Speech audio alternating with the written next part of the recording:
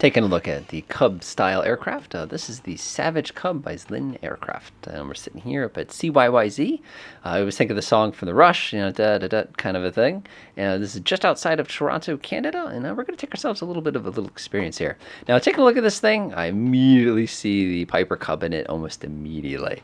But when we climb on the inside, this is a very modernized Piper Cub. It actually also packs the same Rotax 912 engine as several of the other different aircraft we've seen. And most unusually, for some reason, I'm operating this aircraft from the front seat, which is a little weird unless I've got somebody sitting in the back seat. But anyway, let's get rolling. Tail dragger, so you always have to be extra cautious with it. Again, since this is a Piper Cub derivative, you just basically hit the gas and pull up a little bit. And we're airborne. Gear up. That's awesome. Now, the one thing I always remember about this particular aircraft is just how incredibly sensitive it is, and the fact that if you lose your engine, it just becomes a funny-looking car, and you really don't have to be that paranoid about it. I'm already seeing my oil pressure slowly climb up. I noticed that this particular aircraft, since it's Zlin, it uses kilometers per hour as its speed unit again, which is kind of unique. Again, just kind of feeling the controls out real quickly. It's definitely sensitive without being touchy. At the same time as it definitely wants to kind of stay in the same direction. Feet-wise, I'm not having to work the rudders too much here, which makes me feel a little bit more confident. This is definitely not an IFR-style plane. I'm looking at my instrumentation, and unless you got your cell phone with you, you're probably not going to be doing too much. Oh, check that out. There's a United sitting there ready to go. Awesome. All right, what a nice city. It's always good to see this part of Canada when there's not nasty weather all over the place. But again, it doesn't snow every single day in Canada. That's definitely a misconception. The Canadians, by the way, are home to one of my favorite foods called Poutine. They also make some of the best bagels, at least the ones in Montreal do. I know that's a scandalous statement to make, and a lot of people will be like, New York makes the best bagels. But honestly, I haven't had the greatest experience with that, but everybody's different and everybody can enjoy their own thing. So things I'm noticing with this aircraft right away. First things first, it goes where you point it. That's really nice. Literally, I just point it this way and it just goes that way. I turn it a little bit, kind of line myself up over in this direction, level the thing back off, straighten out. And it's just like that. It's just so solid. It says like no inertia at the slightest. The other thing I noticed is I'm not hitting the engine very hard right now. You can actually see I'm doing about 4,000 on the rev counter there. And we were just about past the yellow line, which is kind of surprising, not going to lie. Go ahead and make sure everything's in the correct position here. I love the fact that we don't have any fancy instrumentation on this thing. It's just, that's so satisfying. What I don't love the fact is when I'm like, which direction am I heading? I have to kind of think about it for a second. I look down at the little compass sitting there in the bottom center of the panel. I'm like, so if I go left, where does south go? So you do that and watch what the compass does. It's like, it's not fair. Of course, south is roughly the direction I wanted to hit. So taking a look out our window, wow, this is definitely Toronto here. Toronto proper is pretty much over in that direction. Oh, I love the fact you can actually see. I know that sounds kind of like duh, but like you've got good visibility in this area. Oh my gosh, look at that. You can actually see the wires that control everything. Yikes, that's scary. We probably should have gone up to Quebec or something like that. I actually know those areas better than I know Montreal. I believe that stuttering is the good people of Canada sending me pictures of their airplanes and buildings. And there we have Toronto Popular pretty much straight ahead. So let's go ahead and have a little bit of fun with this aircraft. Now, one thing I did notice is the fact it's got fabric-covered wings as a doping process. It's actually a pretty slick method. And because of that, that means that we have to be very cautious. Chances are they're going to come right off if we're too aggressive with them.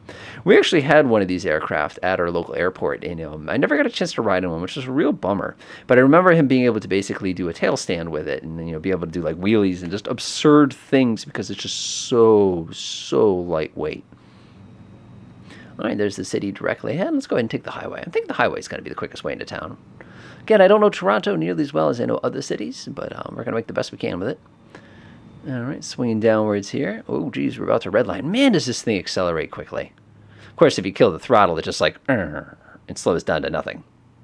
Look at that. Oh, man, it is just like a Piper. I am so impressed. Give it its teeny tiniest tap. Well, look at the torque. Fun trick, by the way, a good way to see that your simulator is a good simulator. What you do is you slow the aircraft way down. Then you go full throttle. Okay, it didn't do it. So usually we go, whoa, like that on you in the real world. What a bummer. That's no fun. Again, we only have 80 horsepower, so it kind of doesn't surprise me at all. You know, this is the ultra light version of the Rotax engine, I believe. I think it's like the UL, like the 912 or something like that. So again, not the highest performance thing, but man, this thing is, I love how easy the controls are. Oh my gosh, traffic today, jeez. Go ahead and do myself a little knife edge here and kind of join the traffic. Hello. Yep, see it, straight ahead, see it. I'm pointing the plane right at it, can't miss it. All right, let's go ahead and swing down this way again. Again, we'll join the highway. Okay, so now what I need you in the audience to do really quickly is to identify what exit we're on so that we can identify where we need to go from there. Oh, we're loading in the rest of Canada, I believe. Good thing they don't have an F16 in this, or man, would that stuttering be something weird. Now, the cool thing is I'm not 100% sure how fast I'm going, but I have a pretty good idea of how fast this traffic is going right now. I'm actually going to stick my head up a little bit higher so I can get a better look at where I'm going. All right, slow down. All right, I'm going to pretend I'm a police piper here. Actually, this isn't a piper, this is a Zlin. That looks really dangerous. I'm going to come up just a teeny tiny bit higher. There we go. Okay, what do we got? I'm doing 130 on the kph. He's definitely speeding. I don't think that they're allowed to be doing 125 kph here. You never know, though. We'll do 120 and see what happens. All right. Whoa, that guy just jammed on the brakes. He probably saw me coming and freaked. Why are you going the other way? He probably saw me coming and freaked out just a little bit, so he decided to kind of hit the brakes. Yeah, when I think of pipers, this is, whoa. Go ahead and dodge that. Yikes. Yeah, it's safe to say the highway traffic is doing, he's doing about 110 kph, so he's not too bad there. Swing around this guy real quick. Looks like we're making our way up a hill. He's kind of being really jerky with the controls. He kind of flies like I do. I'm doing 100 now, getting awfully slow here. Not bad, not bad. We could probably find a building and land on the roof if we're lucky, but knowing me, I will probably smack into it. Instead, we'll go ahead and gently land this thing on the Hawaii. I think I almost said Hawaii. I think I meant highway. This thing just stops flying. I wonder how many landings we get this time. Oh, just the one. And we didn't even ground loop it. Oh, disappointing. This is definitely slick. It is a lightweight plane. It is not difficult to fly at all. I probably wouldn't use it for any instrument work because, but at the same time, not too bad. Enjoy.